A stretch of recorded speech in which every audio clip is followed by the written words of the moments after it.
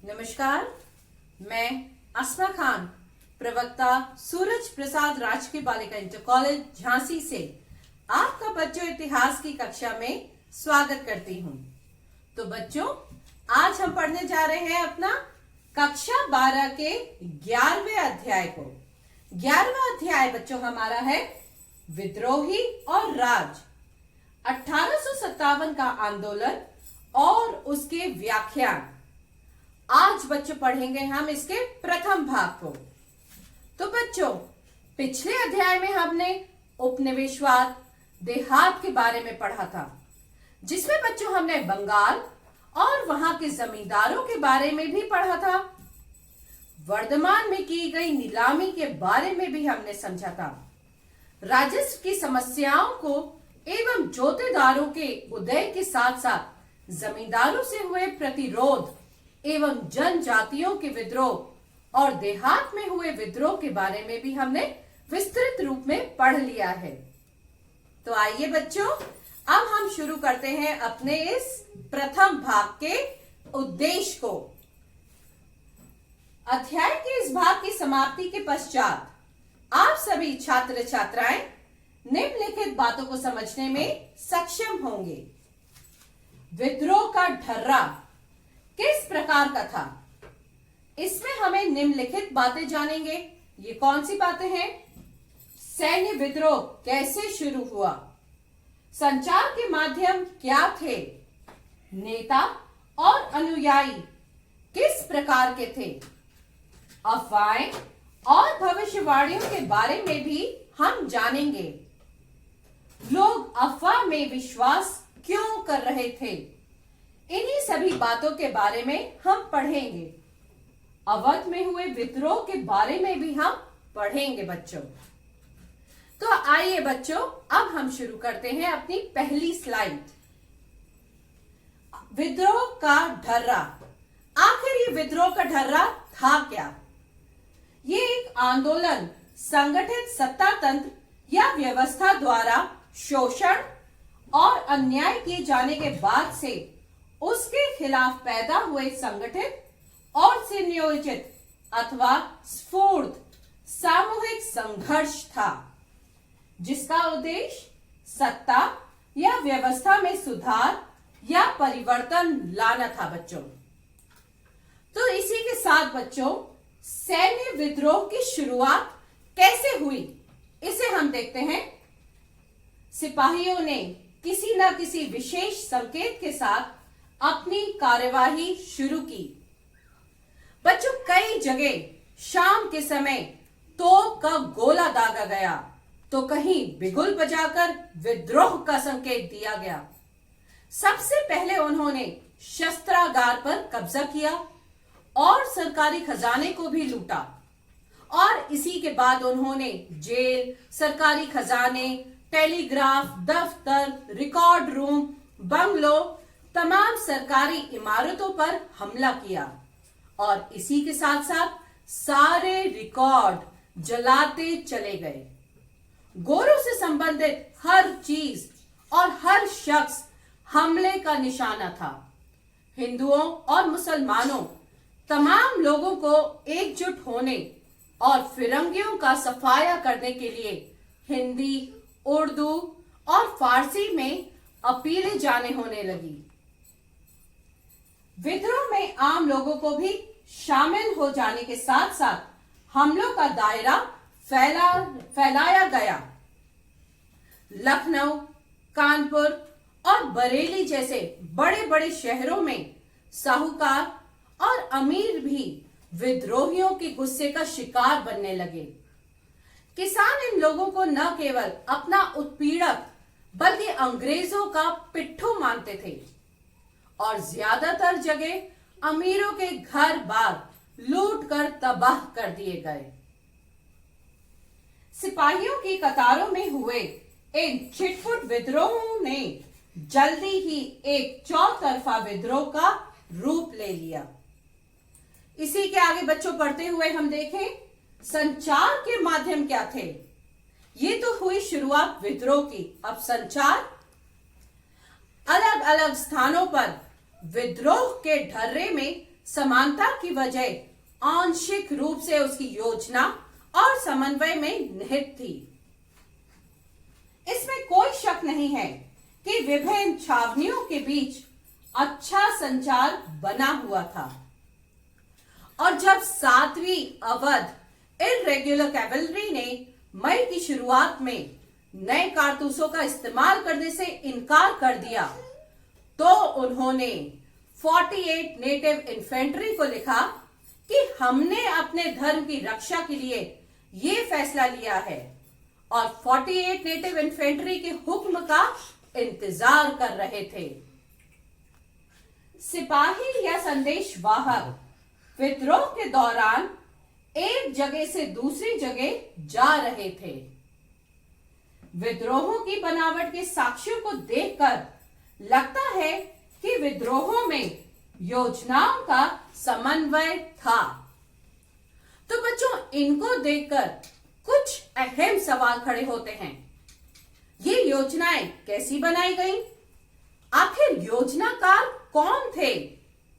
मौजूदा दस्तावेजों के आधार पर इन सवालों के सीधे सीधे जवाब मिलने लगे। तो बच्चों, इसी क्रम में बढ़ते हुए अब हम देखते हैं अपनी अगली हेडिंग, नेता और अनुयायी। अब अंग्रेजों से लोहा लेने के लिए नेतृत्व और संगठन जरूरी थे। इन लक्ष्यों को हासिल करने के लिए विद्रोहियों ने कई बार ऐसे लोगों की शरण ली जो अंग्रेजों से पहले नेताओं की भूमिका निभाते थे। विद्रोह के दौरान मेरठ के सिपाही दिल्ली गए और मुगल बादशाह से विद्रोह का नेतृत्व स्वीकार करने की सिफारिश की। अब बहादुर शाह इस खबर पर भयभीत और बेचैन दिखाई दिए। बहादुर शाह ने नाम मात्र का नेता बनने की जिम्मेदारी भी तब स्वीकार की जब कुछ सिपाही शाही शिष्टाचार की अवहेलना करते हुए जबरन लाल किले के मुगल दरबार में जा घुसे और बहादुर शाह के पास वाकई कोई चारा नहीं बचा था। कानपुर के सिपाहियों ने पेशवा बाजीराव द्वितीय के उत्तराधिकारी नाना साहेब के समक्ष विद्रोह की कमान संभालने की सिफारिश की। बच्चों, ये है वो फोटो नाना साहेब की जिनके बारे में हम बात कर रहे हैं। झांसी से विद्रोह की कमान रानी लक्ष्मीबाई ने अपने हाथों में ली और ये देखिए बच्चों, ये है फोटो झांसी की रानी लक्ष्मीबाई की। बिहार में आरा के स्थानीय जमींदार कुंवर सिंह ने विद्रोह की कमान संभाली। अवध में नवाब वाजिद अली शाह के युवा बेटे बिरजिस कद्र को लोगों ने अपना नेता चुना। सभी जगहों पर नेता दरबारों से जुड़े व्यक्ति, रानियां, राजा, नवाब, तालुकदार नहीं थे। अक्सर विद्रोह का संदेश आम पुरुषों एवं महिलाओं के जरिए और कुछ स्थानों पर धार्मिक लोगों के जरिए भी फैल रहा था। अन्य स्थानीय स्थानों पर किसानों, जमींदारों और आदिवासियों को विद्रोह के लिए उकसाते हुए कई स्थानीय नेता सामने आ चुके थे। शाहमल ने उत्तर प्रदेश में बड़ौत परगना के गांव वालों को संगठित किया। छोटा नागपुर स्थित सिंह भूम के एक आदिवासी काश्तकार गोनू ने इलाके के कोल आदिवासियों का नेतृत्व संभाला हुआ था। इसी के आगे बच्चों, अब हम देखते हैं अफवाहें और भविष्यवाणियां क्या थीं। अब बच्चों, तरह तरह की अफवाहों और भविष्यवाणियों के जरिए लोगों को उठ खड़ा होने के लिए उकसाया जा रहा था। मेरठ से दिल्ली आने वाले सिपाहियों ने बहादुर शाह को उन कारतूसों के बारे में बताया था जिन पर गाय और सुअर की चर्बी का लेप लगा था। अब उनका कहना था कि अगर वे इन कारतूसों को मुंह से लगाएंगे तो उनकी जाति और मजहब दोनों भ्रष्ट हो जाएंगे।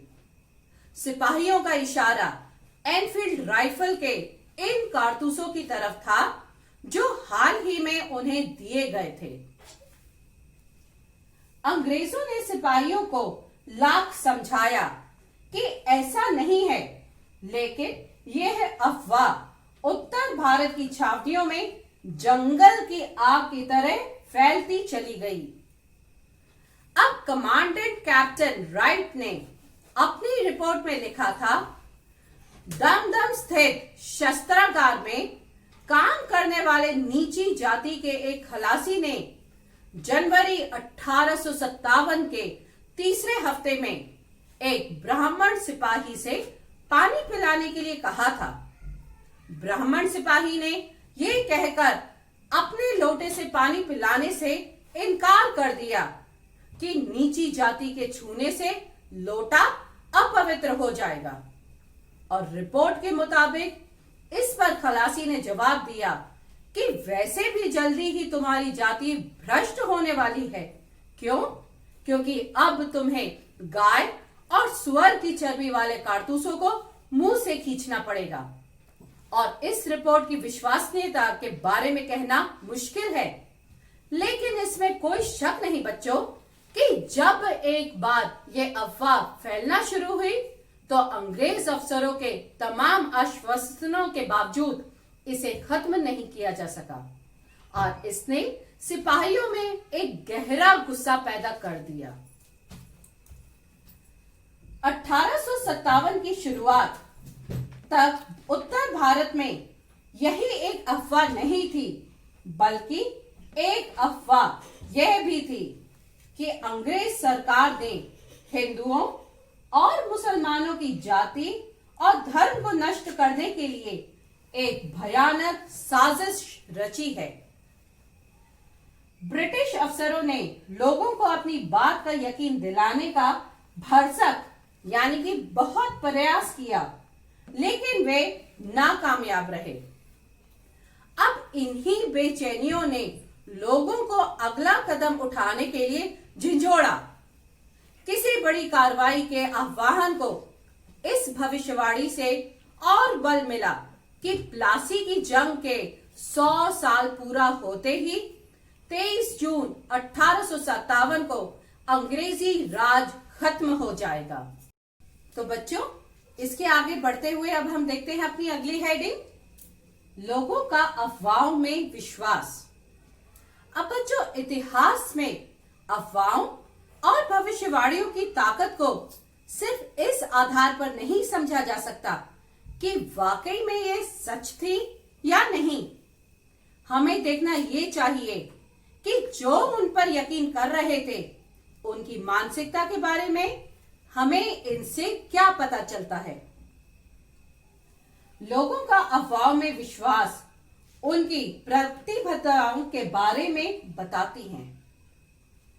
इन अफवाहों को 1820 के दशक से अंग्रेजों द्वारा अपनाई जा रही नीतियों के संदर्भ में समझा जा सकता है। ये वो नीतियां हैं जो 1820 के दशक में अपनाई जा रही थी।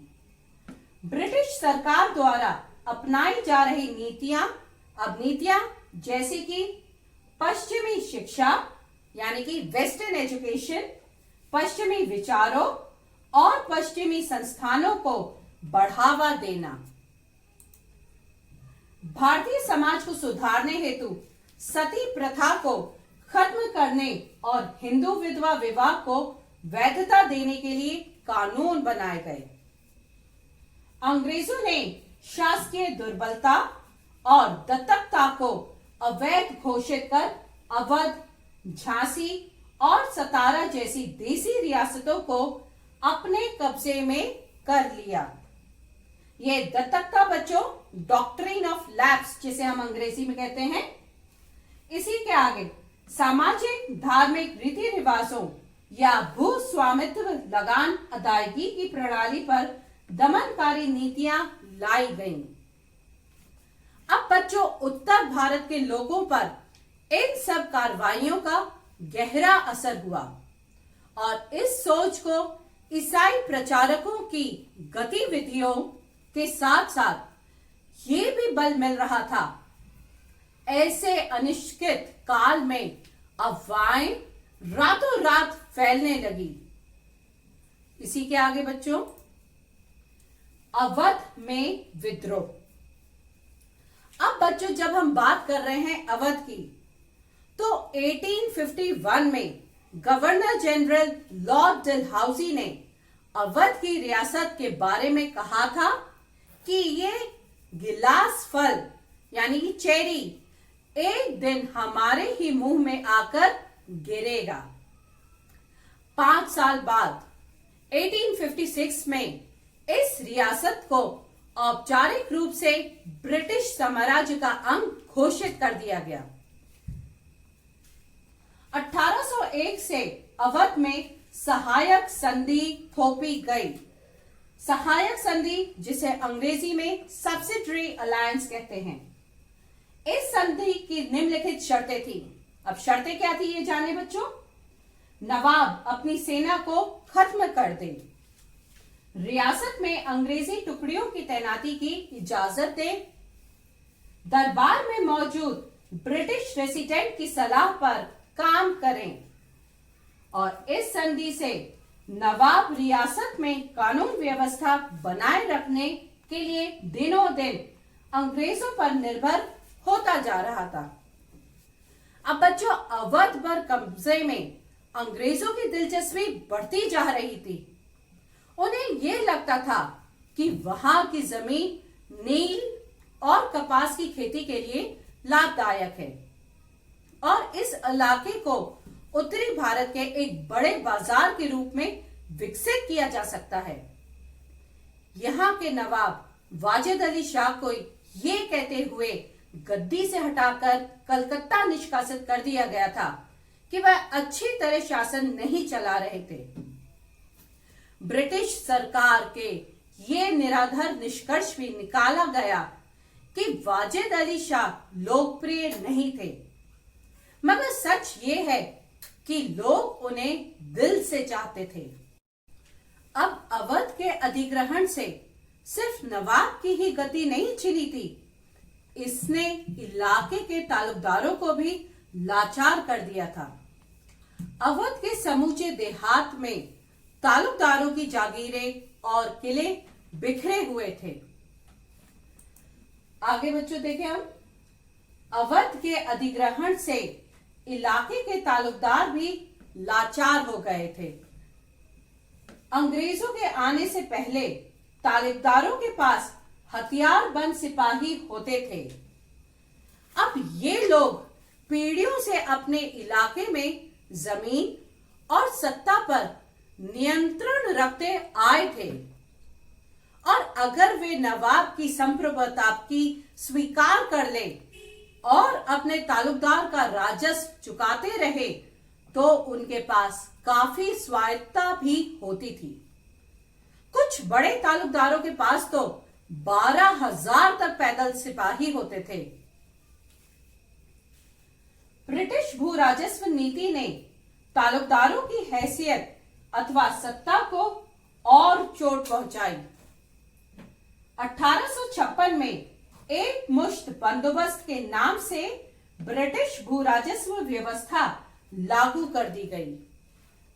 अब ये बंदोबस्त इस मान्यता पर आधारित था कि तालुकदार बिचौलिए थे जिनके पास जमीन का मालिकाना नहीं था। उन्होंने बल और धोखाधड़ी के जरिए अपना प्रभुत्व स्थापित किया हुआ था। एक मुश्त बंदोबस्त में तालुकदारों को उनकी जमीनों से बेदखल किया जाने लगा, और आंकड़ों से यह पता चलता है कि अंग्रेजों के आने से पहले तालुकदारों के पास अवध के 67% यानी कि 67% गांव थे। एक मुश्त बंदोबस्त के लागू होने के बाद ये संख्या घटकर 38% रह गई, और दक्षिण अवध के तालुकदारों को सबसे बुरी मार पड़ी। कुछ के तो आधे से ज्यादा गांव हाथ से ही जाते रहे। ये था इन तालुकदारों के बारे में बच्चों, जो आपने देख लिया और समझ लिया। अब हम संक्षेप में बच्चों देख लें कि आज के इस पहले भाग को हमने पढ़ा है उससे हमने क्या समझा है। अध्याय के इस भाग में हमने विद्रोह के ढर्रे को समझा है बच्चों, कि विद्रोह कैसा था, उसका क्या ढर्रा था, विद्रोह से क्या हुआ, सैन्य विद्रोह कैसे शुरू हुआ, ये जानने का प्रयास किया। कारतूस किस तरीके से वो एक आग की तरह फैल गई थी अफवाह। संचार के माध्यमों को समझा हमने, नेता एवं अनुयायी को समझा, अफवाहों और भविष्यवाणियों के बारे में भी हमने पढ़ा, लोगों का अफवाह में विश्वास को समझा कि किस कदर तक, किस हद तक वो अफवाहों में विश्वास करते थे, कि अंग्रेजों ने लाख समझाया पर फिर भी वे उस पर ही निरंतर मानते गए अफवाहों को। अवध में हुए विद्रोह के बारे में भी हमने पढ़ा और जाना। अब बच्चों, हमें अपने इस भाग के मूल्यांकन को भी समझना है, तो उसके लिए बच्चों हमें ये जानना है कि किस तरीके से एग्जाम का पैटर्न है, प्रश्न कैसे आते हैं और उसके उत्तर किस दिशा में हमें लिखना है, क्योंकि हमें ज्यादा से ज्यादा मार्क्स लाने हैं। तो एक सही और सटीक डायरेक्शन हमें जानना चाहिए। उसके लिए एक प्रश्न मैं लेके आई हूं बच्चों। बहुत सारे स्थानों पर विद्रोही सिपाहियों ने नेतृत्व संभालने के लिए पुराने शासकों से क्यों आग्रह किया? तो इसका उत्तर किस प्रकार है, समझिए एक बार बच्चों। 1857 की महान क्रांति, जिसे भारत का प्रथम स्वतंत्रता संग्राम, सैनिक विद्रोह, हिंदू मुस्लिम संगठित षड्यंत्र आदि इन नामों से भी जाना जाता है, का बिगुल सैनिकों ने बचाया और चर्बी वाले कारतूसों का मामला विद्रोह का तात्कालिक कारण बना। किंतु शीघ्र ही ये विद्रोह जन विद्रोह बन गया। लाखों कारीगरों, किसानों और सिपाहियों ने कंधे से कंधा मिलाकर 1 वर्ष से भी अधिक समय तक ब्रिटिश सत्ता के विरुद्ध संघर्ष किया। विद्रोहियों का प्रमुख उद्देश्य था भारत से ब्रिटिश सत्ता को उखाड़ फेंकना। वास्तव में विद्रोही सिपाही भारत से ब्रिटिश सत्ता को समाप्त करके देश में 18वीं शताब्दी की पूर्व ब्रिटिश व्यवस्था की पुनर्स्थापना करना चाहते थे। ब्रिटिश शासकों ने भारतीय राजघरानों का अपमान किया। साधनों के उचित अथवा अनुचित की कोई परवाह न करते हुए कहीं छल, कहीं बल, तो कहीं बिना किसी और के ही अधिकाधिक भारतीय राज्यों एवं रियासतों का विलय अंग्रेजी साम्राज्य में कर लिया गया था। परिणाम स्वरूप उनमें ब्रिटिश शासन के विरुद्ध घोर असंतोष व्याप्त था। इसलिए विद्रोही सिपाहियों ने अनेक स्थानों पर पुराने शासकों को विद्रोह का नेतृत्व संभालने के लिए आग्रह किया। मेरठ में विद्रोह करने के बाद से सिपाहियों ने तत्काल दिल्ली की ओर प्रस्थान कर दिया। दिल्ली मुगल साम्राज्य की राजधानी थी और मुगल सम्राट बहादुर शाह द्वितीय दिल्ली में निवास करता था। दिल्ली पहुंचते ही सिपाहियों ने वृद्ध मुगल सम्राट से विद्रोह का नेतृत्व संभालने का अनुरोध किया, जिसे सम्राट ने कुछ हिचकिचाहट के बाद स्वीकार कर लिया था। इसी प्रकार कानपुर में बाजीराव द्वितीय ने उनके उत्तराधिकारी नाना साहेब, झांसी में रानी लक्ष्मीबाई ने, बिहार में आरा के स्थानीय जमींदार कुंवर सिंह ने और अवध में वाजिद अली शाह के युवा पुत्र बिरजिस खद्र को विद्रोह का नेता घोषित कर दिया। ऐसे शासकों का नेतृत्व उनके विद्रोह को शक्तिशाली और जनप्रिय बना सकता था। तो बच्चों, ये था उस एग्जाम का पैटर्न कि ऐसे प्रश्न आएंगे तो आपका आंसर किस तरीके से होगा, ये बच्चों आप अच्छे से समझ ही गए। इसी क्रम में आगे बढ़ते हुए बच्चों हम इस भाग के निष्कर्ष को भी जान लेते हैं कि इससे क्या निष्कर्ष निकलता है। तो बच्चों अध्याय के इस भाग से ये निष्कर्ष निकलता है कि 1857 की क्रांति का विद्रोह हालांकि एक क्षेत्रीय विद्रोह था, लेकिन इसने अखिल भारतीय विद्रोह की संकल्पना को जन्म दिया, जिससे लोगों में ब्रिटिश शासन के विरुद्ध एकजुटता की भावना पैदा हुई और विभिन्न देशी रियासतों ने मिलकर उनका सामना किया। साथ ही विद्रोह में विभिन्न संसाधनों का इस्तेमाल कर इसे उस पराकाष्ठा पर पहुंचाया जिसने भविष्य में अन्य छोटे छोटे विद्रोह को जन्म दिया और जिसकी पराकाष्ठा ने ब्रिटिश शासन की जड़ों को बिल्कुल कमजोर और खोखला कर दिया। इसीलिए इसे वीडी सावरकर ने कहा है फर्स्ट वॉर ऑफ इंडिपेंडेंस, यानी कि प्रथम स्वतंत्रता संग्राम, ये विद्रोह था। अब बच्चों इसी के साथ साथ हमें कुछ होमवर्क भी करना है जिससे हम अपने अच्छे से इस चैप्टर को समझ सकें और याद भी कर सकें। तो इसका सबसे पहला होमवर्क आपको मैं यही कहूंगी कि जो भी मैंने पढ़ाया है उसके इंपॉर्टेंट पॉइंट्स को आपको लिखना है, उसके बुलेट पॉइंट्स को याद करना है। साथ ही कुछ क्वेश्चंस के आंसर्स भी लिखने हैं।